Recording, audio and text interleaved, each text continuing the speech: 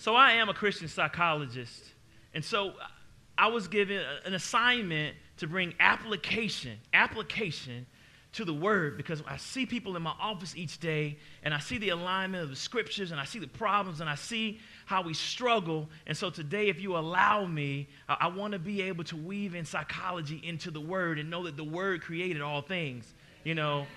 God is called the counselor. Jesus was called a counselor to counsel. So I appreciate you for having me in your house this morning. How many of you like whodunit murder mysteries? Yeah.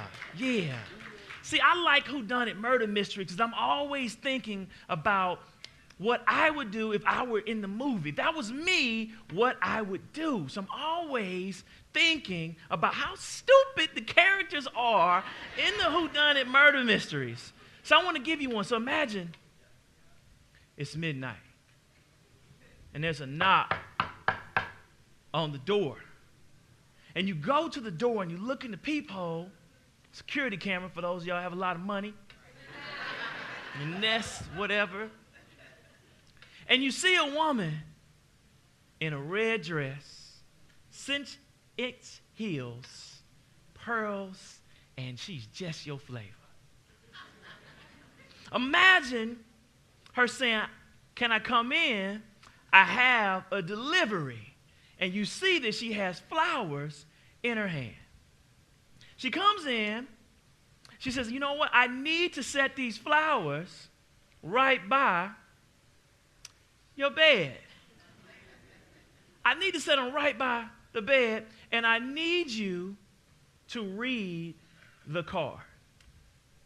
You read the card, and it says, "These are the flowers for your funeral." And she shoots you. Pow, pow. One in the back, one in the heart. I know y'all saying, what kind of sermon is this? That's what y'all get for inviting a psychologist in.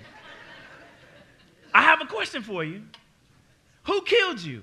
Option A, the woman in the red dress, or option B, your mind? All right.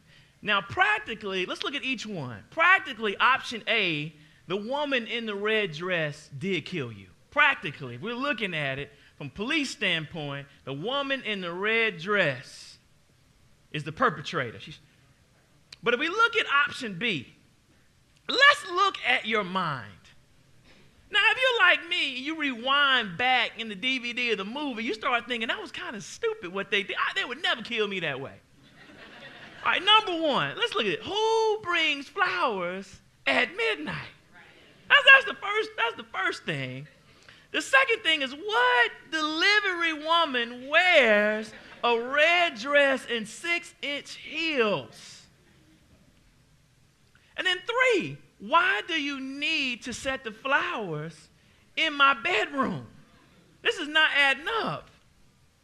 And then why do I need to read the card while you're here? Now, if you're like me, I feel like I wouldn't have gotten killed. First thing I would have said, yeah, who delivers at midnight? Not even Amazon delivers at midnight. That's not going to happen.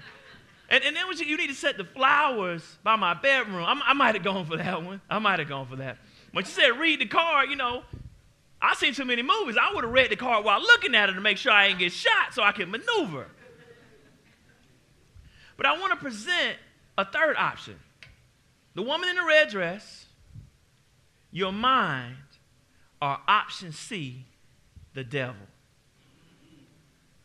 See, the devil knows exactly what you're looking for.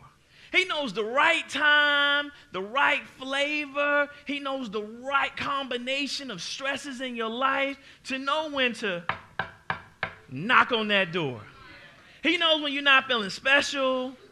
He knows when you're in the midnight hour in your loneliness.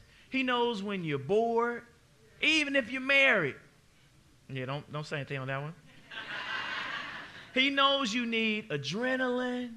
He knows you're addicted to secrecy and danger when it comes to your sexuality. He knows you. He knows who you are. He understands you. He's in your mind. He's creeping and he is roaming and he is ready for you. And he knows just your flavor. See, if your flavor is Idris Elba, he's not going to tempt you. Uh-oh, here we go. Here we go. All right. We are going backwards quickly. We're going backwards quickly. So if he knows unnamed person is your flavor, he's not going to tempt you with Omari Hardwick. See, if he knows your flavor is Beyonce, he's not going to tempt you with Serena Williams.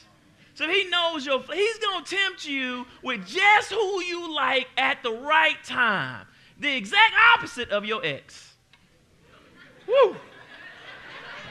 The exact opposite. He had no muscle. Ooh, he had a lot of muscle. He knows. See, the devil only has primarily one weapon, and it's to lie. But he's a great liar.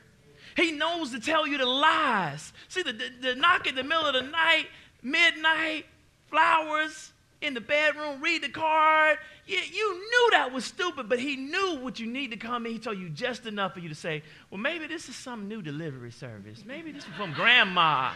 Maybe she's going on a date after she delivers the flowers. You start rationalizing because he knows exactly what you thirst for.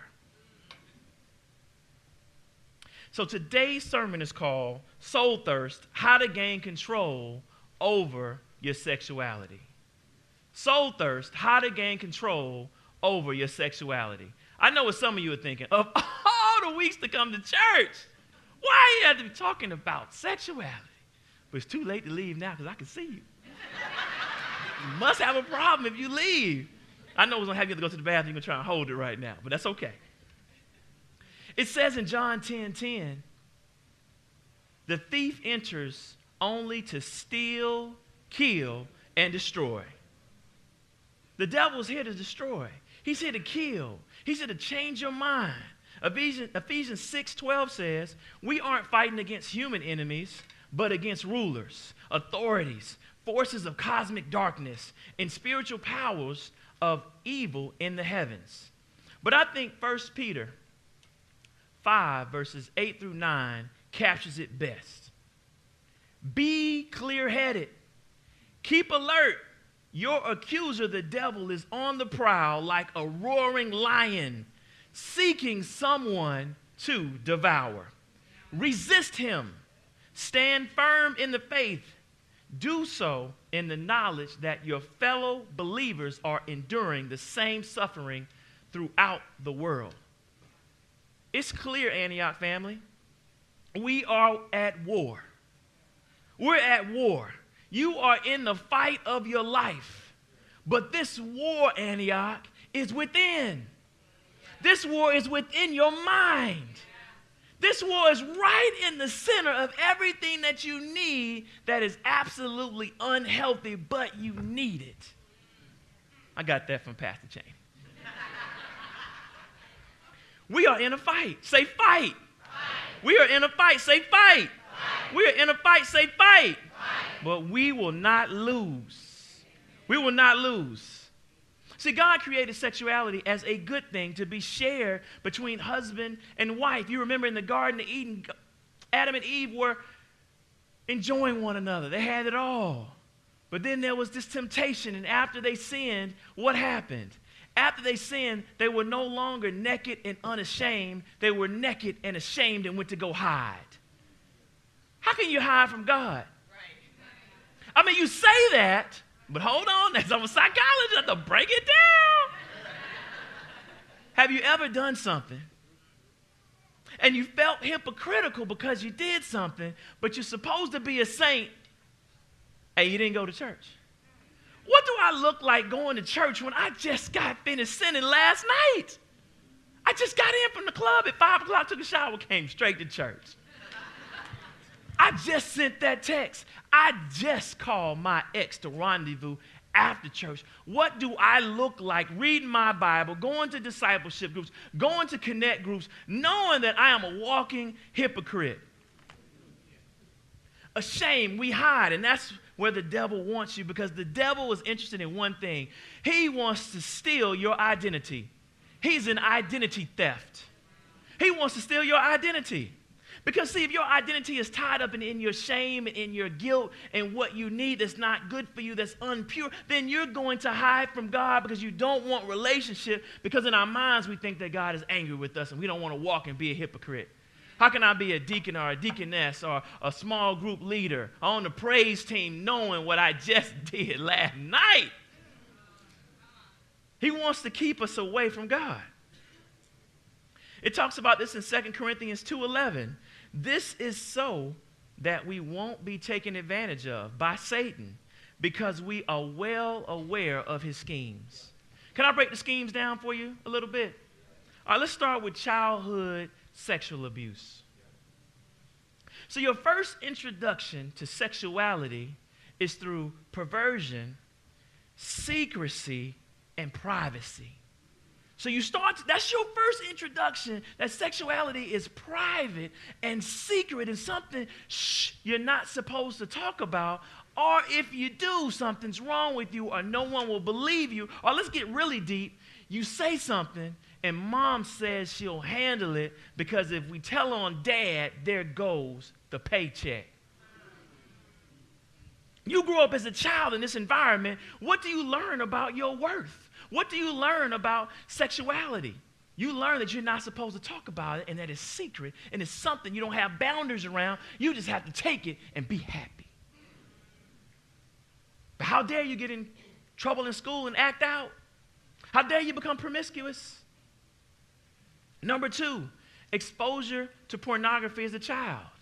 Whether you stumble upon it with your parents' magazines or some link or some video, whatever it is, your first introduction to sexuality is something that you do in shame and secrecy and privacy with no one looking. So now you have this partnership between sexuality and secrecy. Even when you get married, even when you get in a relationship, there's still this urge to go off and be private and secret outside of your relationship, because that's your first introduction. Ooh, y'all are silent, y'all. Worrying. Say it's tight, but it's right. It's so bad right now because of our smartphones, that 9 out of 10 males by the age of 18 will be exposed to pornography. 6 out of 10 girls exposed to pornography before 18 years old. And here's how it happens. You're on YouTube, you look at a video, you're looking at Google, it learns you. You tap on one video, it sends you a related video or a suggested video, and you look at it once, it's singed into your mind, and then you go back not thinking about it, and what's on there? Woo, we know what kind of videos you like. Look at this one, this one, this one, this one, this one.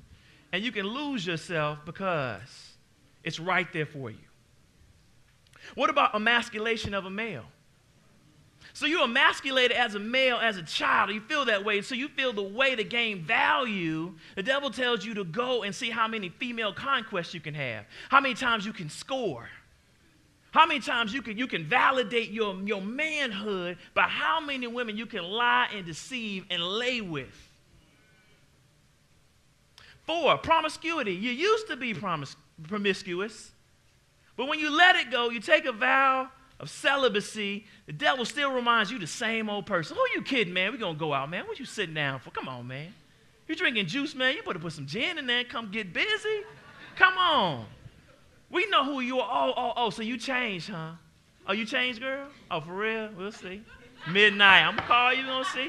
I'm going to wait till you get no text, no DM messages, no Facebook message. You just all alone, your phone.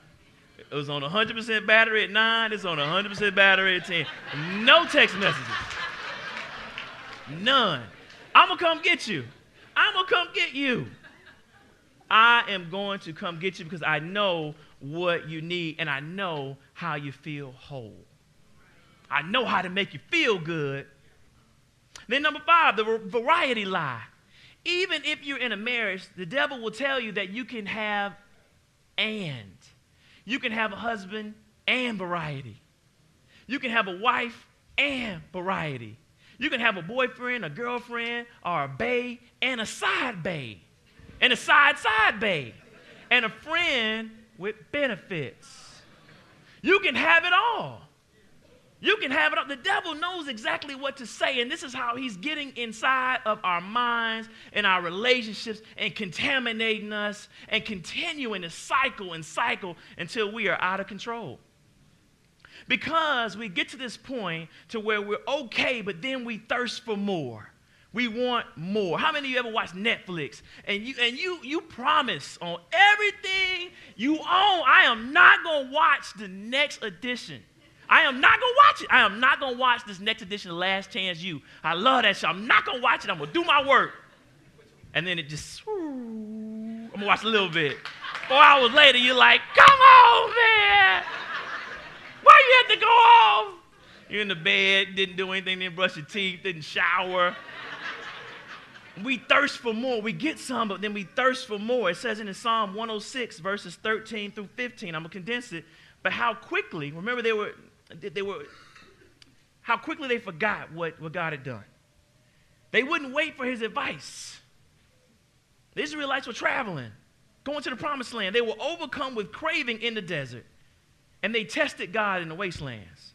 God gave them what they asked for because they wanted meat.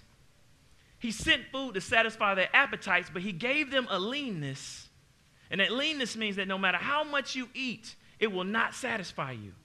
No matter how much you eat, you want more. No matter how many times you click that video, you want more. No matter how many times you say you want variety, this is one time. Let me do it again and again and again and again. And this is how really good people start doing really bad things. This is how we have extramarital affairs, porn and sex addiction, sexual perpetrators, being addicted to the adult entertainment business, the control of it all. I'm in control of this now. You don't control me, I control you. Fantasies where you intentionally position yourself to be degraded because that's how it was linked and that's how your sexuality was unhealthily linked. It's tight, but it's right. Y'all didn't want that one. The danger is high. He knows you like high danger situations, so he puts you in it so that you can lose it all, but you're attracted to the danger knowing that you can lose it all. Wife, kids, reputation, job. The devil is right there roaming because it's all been attached. Let's go deeper because this is a chemical cocktail to sexuality. I want you to understand how this happens so that you don't judge. All right, so in the Bible, when they talk about sex, they talk about to know someone. That's how it's written. He lay with her and he knew her. Or they got to know one another. That's how they refer to sexuality. But what happens is, when we're in a high adrenaline state, it produces a chemical called norepinephrine. And guess what norepinephrine does? It forms and maintains memory. Forms and maintains memory. So these images, so if you've ever been in a traumatic event, or if you're an athlete, you've ever been in the zone, people will tell you what they can smell, what they can hear, they can see time slow down. That's norepinephrine in your body, singeing these memories, these images in your mind. Well, let's combine that with the love-making hormone called oxytocin, which is the cuddling hormone, which binds you to the person right in front of your eyes. So you're binded to them. So here, chemically, you are binded to what is in front of your eyes. So when you see it, whether that's your internet screen, whether that's someone else, whether that is a prostitute, whether that is your wife or your husband, that's who you're bound by. And human beings are the only species that make love face to face. Let's just keep moving. Okay, face to face. Because God intended for you to have a bonding to your wife, to cleave to your husband and to your wife. It's the physiological cocktail.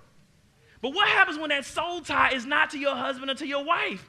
What happens when that soul tie is to an ex or something that is unhealthy for you? And that's why we can't break these soul ties. That's why when you want to do right, you want to move forward, I want to get it right, I can't get Tyrone out of my mind. I can't get Stacy out of my mind. I can't get Luke Cage's girlfriend out of my mind. That was a joke. My wife, hey, baby, that was a joke. That was a joke. Can't get her out your mind because you want to move right, but then you see the battlefield. The devil's pounding. He's fighting. He knows exactly where to get you at the right time. That's how it happens. That's how we get psychologically and physiologically addicted to unhealthy sexuality, and we have to fight. Say fight. Fight. All right. So now that I've depressed you, my job as a psychologist is to fix you. This would be the point in the session where I'd ask you to make a payment if you really want to get well. But I'm not going to do that for you. I'm not going to get kicked out your house for doing that. But if there's a special envelope, I'm just joking, all right? All right, let's dive in. All right. The first thing we have to ask when you come in is, do you really want to get well? How many of you have a friend where they complain, they tell you they're going to leave this person, and you know right to get on the phone, they're not going to change. They're going to go right back and do what they would do. They might be on the phone with you right now, texting that other person, girl, I'm going to leave him. I ain't worried about him. Yeah, I'll be there in 2 minutes. You know. So we have to ask yourself, do you really want to get well? Do you really want to get well? You say that, but then there's this thing called double-mindedness. It says in James 1, verses 6 through 8, whoever asks shouldn't hesitate. They should ask in faith without doubting. Whoever doubts is like the surf of the sea, tossed and turned by the wind. People like that should never imagine that they will receive anything from the Lord. They are double-minded, unstable in all their ways. Let me break that down. So you have a double-minded mentality. So you know what? I love my wife. She's the apple of my eye, but she has been stressing me. We have this newborn. How dare she spend 3 hours in the baby's room breastfeeding, knowing that I'm over here working hard and stressed out. I love my wife, but I deserve to feel good. I deserve to feel alive. I deserve to decrease my stress, because that's how I learned to decrease my stress when I was a youth. That's how I learned, and so that habit has been built, and I have this double-minded mentality. I want to be a great person, but I deserve to feel good. I deserve to feel good. You can have it right now. Or you can be single and say, I was cool with being celibate and abstinent when I was a teenager, but I'm 43. I'm 43 years old. I'm 43. Or I used to be married, and I got used to certain things, and it's been 6 days. It's been six months. And you have this double-minded mentality that I deserve to feel good. I work hard. I deserve to feel good. And we have that double-mindedness, and it keeps us from getting the blessings. It keeps us from winning the fight, because how are you going to win a fight you really don't want to fight in the first place? Number 2, what are you thirsty for? What is your mind and soul thirsty for? What unmet need has happened in your past that you're still looking for validation in a relationship? You're still searching for mom. You're still searching for dad to say, you're the apple of my eye. You're still searching to feel special. What is it? If we remember in John 4, the woman at the well came because she was thirsty. How many of you know she had 5 marriages and 5 divorces? How do you think she felt? She felt rejected. We all want to be wanted. We all want to be chosen. We all want to be honored. We all want to be esteemed. We all want to be the one. That's my baby right there. That's my husband. That's my woman. That's my babe. That's my rock. Just you, no one else. We all want to feel special. And so when we don't have that, we start looking for it in other places. But in John 4, verses 13 through 14, Jesus gives the resolution and talks about the problem. Jesus answered, everyone who drinks this water will be thirsty again. But whomever drinks of the water I give will never be thirsty again. The water that I give will become in those who drink it a spring of water that bubbles up into eternal life. See, we can look for it in the unhealthy way, but it's still never going to quench your thirst. You'll find yourself addicted to doing something that doesn't work, and because it only works for a little while, you have to go back and do it again. It's kind of like a credit card. You get high, woo, credit card. Then the bill comes. You have to go credit card and make yourself feel better. It keeps coming and coming and roaming. It's relentless because it knows who you are. So what do we do about it? 1, we have to have marital and relational intimacy. Say intimacy. Into me I see. Intimacy. The whole goal of relationships and marriage is to connect and to know one another. You have to be the psychological partner in someone's car to be able to ride around their world that day and they tell you what's going on. That's what we signed up for. Every day, I need you to be in my mind and make me feel important. Yes, I want you to tell me. I want to tell you about the traffic on the 405. I want to tell you about it.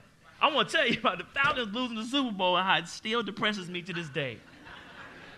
I want to tell you about what that supervisor said to me and how he disrespected me and how I'm going to handle that tomorrow. I want you to listen to me. Don't judge me. Don't tell me take anger management classes. Don't tell me that. Tell me you don't need to light them up then. Let me talk crazy and you be with me in the car. I know I'm talking crazy, but just let me talk crazy for a while. Can I? Can I have one fan? Just one fan. Yeah, one fan. That's all right. You had to fight sometimes. We have to connect because when we don't, that's how we open up the window in our marriages and our relationship. And we come in, someone else is in our house, and then we realize that a window and a house are not the same, but only after you've partaken. Number 2, you have to avoid loneliness and disconnection. Did you know that loneliness has the same negative impact on our health as obesity and smoking? It takes 10 to 12 years off of your life. Because if you're not designed to be lonely, if you're not designed to be alone, some of you are okay. Some of you are alone, but you're not lonely. There's a difference. There's a difference. But some of you are alone and lonely. See, I'm not equipped to be alone. I love my wife with everything I love. But if she passes before me, I'm going to be on Facebook like, okay. That's just who I am. You can say whatever you can judge me if you want to. I am built and equipped to be in a relationship. That's who I am. And if you have the same spirit and you're not in one, you're stressed. And when we're stressed, there's a cortisol dump in your body. And that cortisol is the death hormone. That stress hormone kills you. It's killing your heart. It's taking years off of your life because you really want to be in a relationship, but you're not, and you feel like you can't do anything about it. What you have to do is make sure that you have time with your friends. You have to be part of the connect groups. You have to come to church and you have to be connected because you can hear this word right now, get in your car, and be right back where you started. It says in Hebrews 10, 24 and 25, and let us consider each other carefully for the purpose of sparking love and good deeds. Don't stop meeting together with other believers, which some have gotten in the habit of doing. Instead, encourage one another, especially as you see the day drawing near. You need to pick up the phone and say, I need some help. Your Instagram is dry. Your text message is not going off. You haven't been on a date in years. You feel invisible. Meanwhile, you say everyone getting married, that's nice. And your baby sister, 12 years younger than you, is getting married. And you're ready. You have to meet with other people because we need to be connected. That's why the disciples were linked together. That's why. The only one I know that was cool being alone was the Apostle Paul. And that's why he got left by John Mark. He said, I'm out of here, man. I'm married. I don't know about you. Walking around for 10 years, never seeing your wife. I'm out. Probably why you had that thorn, but that's a whole nother sermon. So what we have to do, we have to move forward and celebrate relationship and live in relationship with one another. We are pack animals. And when we're alone, the devil picks you off. Loneliness is the weakness. If I can get you alone, I can attack you. So the question I have for you, Antioch, is are you willing to die to self? Are you willing to die to self? Are you willing to admit that you can't beat this? Whatever your weakness is, you can't beat it. No matter what you try, no matter how many positive affirmations, no matter how many times you pray about it, put your anointing oil, you can't beat it alone, and you need help, and you have to give it to God. There's no individual power. You are not God. God is in you, but you are not God, and we need to submit and say, I'm weak. Help me. It says in 2 Corinthians 12 and 9, he said to me, my grace is sufficient because power is made perfect in what? and weakness. So I'll gladly spend my time bragging about my weaknesses so that Christ's power can rest on me. Call my boy, come get me. Stop me from watching Luke Cage. Stop me. Stop me. I love her. Stop it. Come get me. So you have to tell yourself, one, you don't need sex before marriage. You don't need sex. Sex becomes life-taking versus life-giving. You can do it if you want to, but then you find yourself cycling and needing sexuality. You'll need it. You'll feel like you need it, and you'll never be fulfilled. It never works. So then you have to get more to help you cope with not feeling fulfilled, hoping that one day it'll work, and it'll never work. It'll put you in a cycle, and you won't even want to commit to a relationship because you don't believe they exist. 2, we have to stop telling. This is men, this is where I'm going to lose you. We have to stop telling women to give herself physically to a man anytime he wants it. That is not real. That is not scripture. That's just self-gratification. That's just self-gratification because you're supposed to have this dance. You're supposed to romance. You're supposed to talk. You're supposed to have intimacy. My wife says, sexuality starts in the morning with a note or a text message. That's why I have it in my phone at 8 o'clock, send a note or a text message. Yeah, I start the dance early, boy. So I don't forget. I have a double alarm if I don't forget. We have to connect. We have to bond. We have to be there for one another. You have to want to. A woman that's being well taken care of is getting a bath run, that's getting flowers. I am getting myself in trouble at home. But a woman that has those things and you're taking care of her and you're nurturing her, you're listening to her feelings without interrupting, talking about your day. I'm talking about my day. You're talking about your day. She wants to submit. Amen. But when you make her satisfy you, that's not submission. That's bondage. And we have to get out of bondage. It's a dance. We have to stop also making women feel responsible for their man's infidelity. That's on us. Or that's on you. Now, there may be some complications. There may be some complications. There may be some contributing factors. However, you have to make sure that you take responsibility for what's happened so that you can work through it as a unit.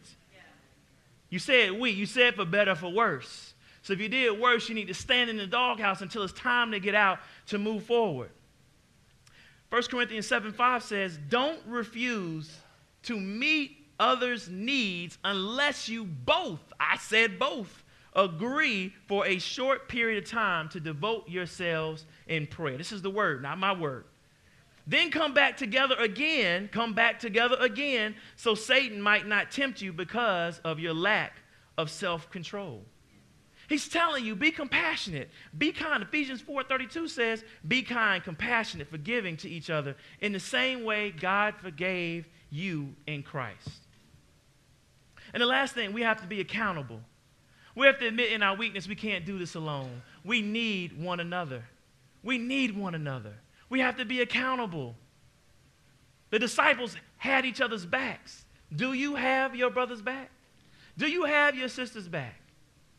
Those of you that operate in the prophetic spirit, when you feel someone's not right, do you reach out to them or do you talk yourself out of it? It's not the right time. Do you begin to have low Christian prophetic self-esteem and say, nah, this is not the right time to say, I know I just graduated from school of the word, but my prophetic skills might not be right. That might be about someone else. Do you help your neighbor? Do you say, I got you? Do you say, call me when you get weak? I'll be there for you. The devil will kill you if you are alone. Why would we allow our brothers and sisters in Christ to be alone, to get picked off, knowing that we're all dealing with internal struggles? We know that the devil is forever roaming, looking for an opportunity, waiting for that window to pop up. Ecclesiastes 4:9-12 talks about it best. 2 are better than 1 because they have good return for their hard work. If either should fall, one can pick the other up. But how miserable are those who fall and don't have a companion to help them up. Also, if 2 lie down together, they can stay warm. But how can anyone stay warm alone? Also, one can be overpowered, but two can put up resistance. A 3-ply cord doesn't easily snap. When we are together, Antioch family, we can win. When we're connected, that's the whole point of the connect groups. I know you have them, but you should be in one. Otherwise, you're saying, I'm good. I'm good. The whole point is to connect. When Paul established churches, what did he do? He prophesied the gospel, he grouped them together, and then he instructed them intensely. He grouped them together, and then he instructed them intensely. If it wasn't part of the order, he would have instructed them intensely by themselves, but he didn't do it because they would have gotten plucked off one by one. How many of you ever felt like, I'm good, I'm riding high, I'm Mr. Christian, I'm Mrs. Christian? Tell me a Bible verse. I'm ready. And 3 days later, you right back where you used to be. Right back. You're deacon of the church. You could be a minister. No one's exempt. You have to make sure you take care of yourself. So I want to tell you, man, it's okay to go to counseling. I said it's okay to go to counseling. I said it's okay to go to counseling. Why would you fight this battle alone? Why would you fight this battle alone so that you can destroy? But see, it's not what you talk about that kills you. It's not what you talk about that makes you manly. It's what you can't talk about that makes you unmanly. Because when you don't talk about it, you hurt your wife, you hurt your kids, you hurt your families. But we think that we're supposed to suck it up, wear this mask, be strong. Meanwhile, we are dying within, and everyone that's associated is dying as well. Because a man that needs help that doesn't get it is a stressor to everyone. Listen, be doers of the word. Your identity is in Christ. You can regain it, sustain it. John 10:10 says the thief enters only to steal, kill, and destroy. But God says, I came so that you could have life. Antioch, I'm here to tell you that the war was within. You're in the fight of your life. Whatever you've done is forgiven. But we have to stay diligent. We have to stay connected. We are a family. This is not just an assembly of individuals. We are here for our neighbors, and we have to connect to stand in the gap. Even when you're strong, your neighbor is weak, and they need you. There's someone here right now that's strong. You're strong in this. You understand this. You have the recipe for how to defeat this, and there's your brother or sister in the struggle, and you are against God's will by not sharing that and stepping up because you're being too earthly humble. God doesn't care about your inadequacies. He cares that you say, in my weakness, I'm going to do this in my weakness. God's going to stand in for me, and I'm going to save someone. I'm going to help someone. So Antioch, the fight, we have to fight the fight. But know that you have the champion coach on your side. Know that he's already forgiven you and that he's already prophesied and already waiting on you at the finish line. You are in the fight of your life, but you will win. God bless. Amen.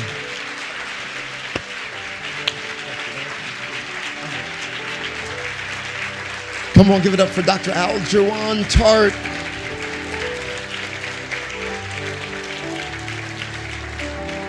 Just be seated for a moment. We want to do some question and answer, if that's okay. A little discussion. You don't have to pay the $300 an hour. We got you covered. All right. So make sure that we take advantage of this time together. You guys grab this. All right. Thank you so much.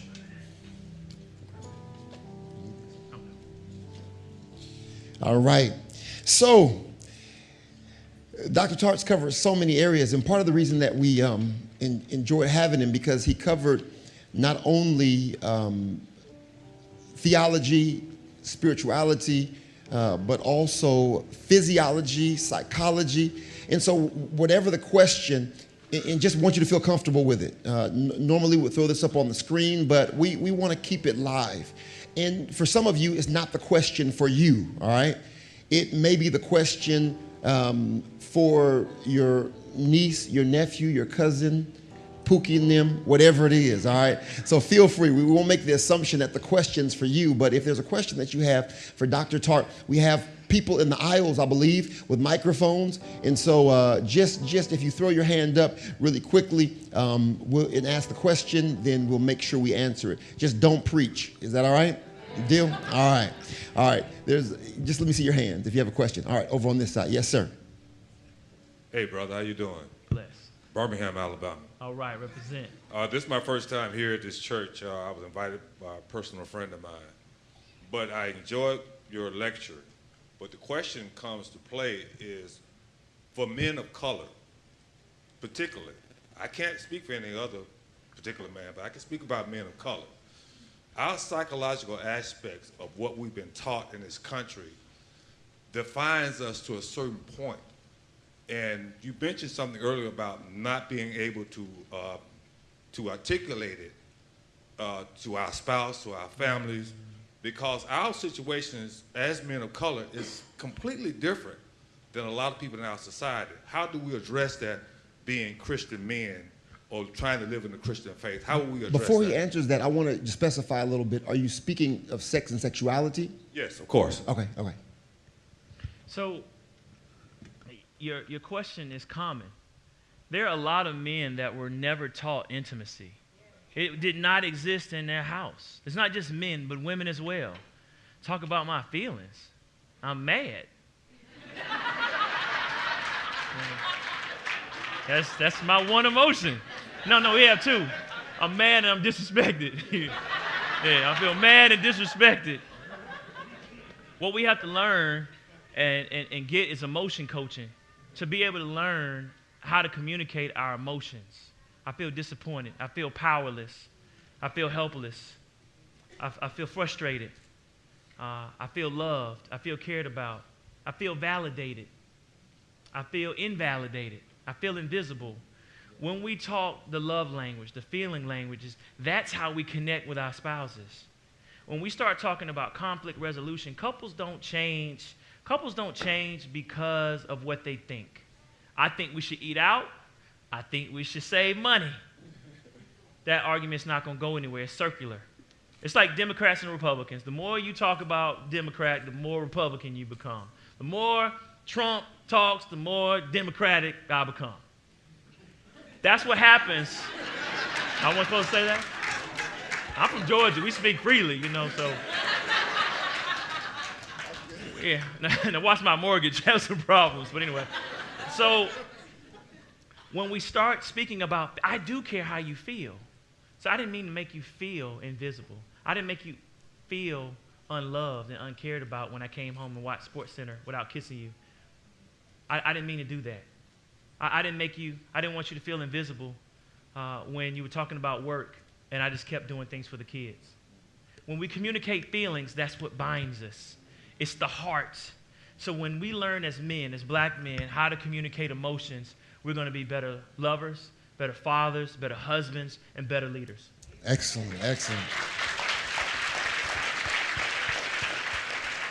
And as he's already shared earlier, I think, again, men, we are like the band on the Titanic. As it's sinking, we're continuing to play, even as our toes are hitting the iceberg. And I think our community has really got to be open to professional help. It's one thing to come and have your pastor pray for you and use the tools in their arsenal. But I think, again, psychology, or going to a Christian psychologist or a psychiatrist, that's not a curse word. We've got to change that narrative as well in our community. Yeah. Hello. I work with the youth here at the church, and what advice could you give parents, youth leaders, concerning meeting teens where they are and their sexuality? Because sometimes we see it from our perspective, and jumping in there can be confusing on both ends. So from a psychologist's perspective, what can you give us to kind of meet them where they are and help them? All right. Number one, we have to be diligent with their smartphones. Think about when you're in class and the teacher went out of the classroom. What do? We acted up. Our smartphones are unsupervised. Our kids' smartphones are unsupervised, and they're getting all these messages coming to one another. I caught my daughter. You know how when they're quiet. I thought it was real quiet. And so my daughter's kind of predictable. I said she's either up there making slime. She's into those slime videos. She's either making slime on those countertops, okay? Or she's doing something she's not supposed to do. And I walked in. I said, let me see what you're watching. And she was watching The Bachelor. There's a black woman on there. Yeah. And I started thinking about, I had to sit down with her and listen, and I had to think about what that meant to her.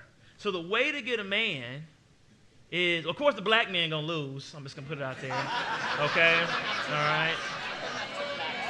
Love is blind, but he always gonna lose. And then you kiss a bunch of guys, you know, and then you marry them in 2 weeks or 5, 6 episodes. That's how you get, and the way to get the guys interested in you is to be sexualized. That's what she's learning as a kid. So we had to unpack that. So we have to be diligent in giving them the freedom, but also making sure that we're putting those apps on. We're watching what they're watching. Yeah. All right? That we're blocking certain porn sites because there's no blocks on there right now. They can access it the same way you can. All right? And then we also have to sit down and listen. It's not rocket science. Kids want to be heard. Yeah. We're so quick to give advice. But our kids are steadily telling us the problem. We're not listening. Mom and Dad, but you never listen. Yeah, can I get 3 words out? Yeah, if we listen to them long enough to get them, then we have relationship. Yeah. When we don't get them, we can't turn them and steer them in a particular direction. Because the only time we talk to them is when we're giving them a directive or we're punishing them. So we have to make sure that we're giving them healthy images. For those of you that are in the media, you know, we're giving them healthy images of what we want them to see. And then lastly, be mindful of what they see between you and your spouse. Amen. I have kids that just don't want to get married right now. They say, if that's how it looks, count me out. I'm good, if that's what it means. So we have to make sure that we set, you know, godly examples. Let's hold it. Godly examples for our youth. Excellent, excellent, excellent. Yes, ma'am. Thank you. I was very helped by the sermon. And you mentioned 43-year-old. Well, I'm going to be 41. I'd like to know what encouragement you have for single mothers. And, you know, we need outlets. And you talk about community. And so the Lord led me to, I've been in leadership with single mom groups before. And so I'm going to start one in my house. Because most of my friends are married. You talk about community and everyone's talking about their marriage problems and my man this is like, well, we don't have a man. We have our child, which is fine. You know, that's our devotion and everything, but we need an outlet, encouragement as well. That's a good. I'm smiling because I love answering that question. Thank you, Jesus. Yes, okay. All right, this is going to be controversial, all right, but I have to tell you the real, right? It's tight, but it's right. A lot of times women don't have an issue with anything going on with them. Am I too tall, too skinny, too dark, too light, too old, they want me for a kid? No. What I see most of all is an access problem. Maybe Jesus doesn't like that answer.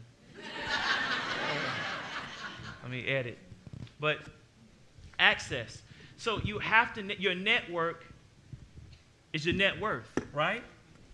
So we have to make sure that you are networking. How many times do you have an opportunity for a male to see you? Yeah. To see you have to be strategic. So this is where I'm gonna get in trouble. I'm gonna get in trouble. All right. So that's what Maisha Cheney did. So just by the way. Go ahead and tell it. By the way, yeah. So you're in the right place, man. Tell it. You have to be strategic. My wife, you know, I was joking about getting remarried. My wife wouldn't wait a month. I mean, as soon as she mourned, as soon as she was ready, she'd have a man. Okay. My wife is in sales. She's around doctors all day. She knows how to flirt. She has access to men, and she knows it's about, just like marketing, the number of people that see you, all right, the chances you have to put yourself in an environment. So where was Ruth? Yeah. Positioned at Boaz's feet.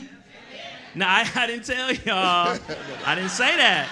That was just, all right, let's be historical. Let's keep us in the culture. Keep us in the culture. So what he's saying is that she was well positioned. You have to ask yourself, am I positioned to even have a conversation with men? Yeah. Sometimes you have to be, you know, the volunteer for men's ministry. You know, right? I'm being real. Y'all lying. Sometimes you have to go to a business conference. Sometimes you have to go to a business conference. I'm about that business. A lot of businessmen. So you have to make sure that you are out and you are socializing. We start talking about Hebrews 10, 24 and 25. It says, let us not neglect one another in meeting and encouraging one another. There are women, here's a statistic. Women that get divorced remarry faster than women who've never been married. They know we need them. And they also know where we hang out. They have skills. So you have to make sure that you call that girlfriend. She never, here's the thing, last thing. Have you ever been to a club way back in the day before you got saved? You ever go to a club? And you're a man and you scoping. You know, men, how do you decide who to dance with? The woman that's dancing to the song, right? It's my song. And so he selects her because she looks like she's going to say yes. Meanwhile, you looking cute. And we don't come up to you because you look like you're going to say no. And I'm going to let y'all be petty. My girlfriend didn't even look like me. I'm cuter. I'm better. How she get? Because she likes to dance. So you have to be open. You have to be approachable. And you have to have access. And so. That's good, man. That's why I advocate. And I do have stock, so I'm going to let you know. That's why I advocate for Match.com. That's why yes, I do. I do. Because here's what it does. People talk about the internet. We're not going to get into it, but God is in the internet too. Yeah. If you need a job, you go to LinkedIn. Don't act. Go door to door. Fine. Go pound the pavement door to door. Let me know how that works when it comes to your job. But when it comes to dating, we don't like those websites for some reason when it's matching you on someone that's like-minded based on the criteria that you say. Yeah. You can come to church and come home and have 40 guys in your box. So you have to look at ways that fit your comfort zone, so that you can be more accessible to men. You have an access problem. If we sent you back to college or to high school or a job where you're around a lot of men, you'd have no problems. The problem is access. Wow. Sorry about that. That's good. The church said amen. No, this is good stuff, right? Good stuff. All right, couple more, and then we're going to go for the next service. Hi. Oh, hey. Hey. Hi. I'm Flo Warren, and I am 83 and a half years old. Okay? Now, what do you do for my situation? Yes, sir. Yes, sir. Yes, sir. Yes, sir. Yes, sir. Tell her, Doc.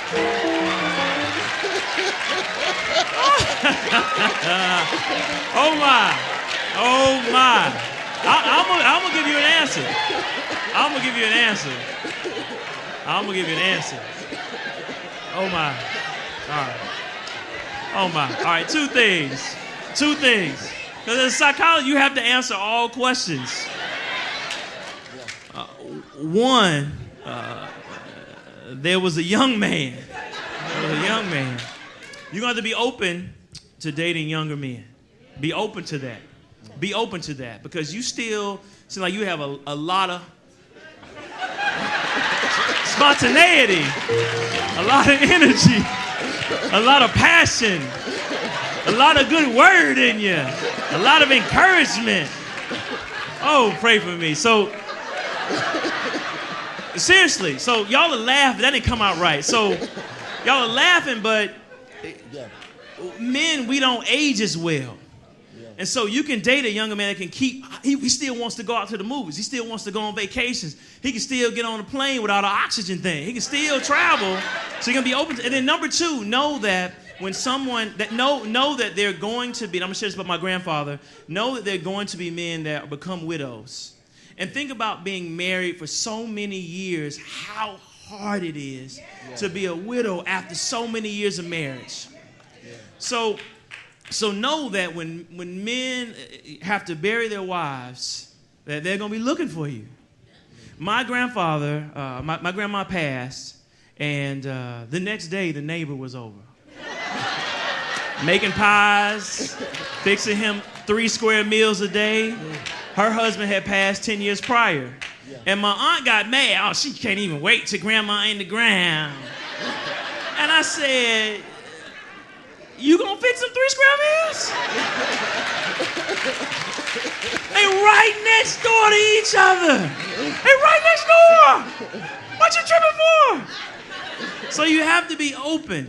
You have to be open to all opportunities. You know, God does not operate on age. So there are blessings to be found. And invite me to the wedding. I'll be here. All right. Folks, give it up for Dr. Alduan Tartt.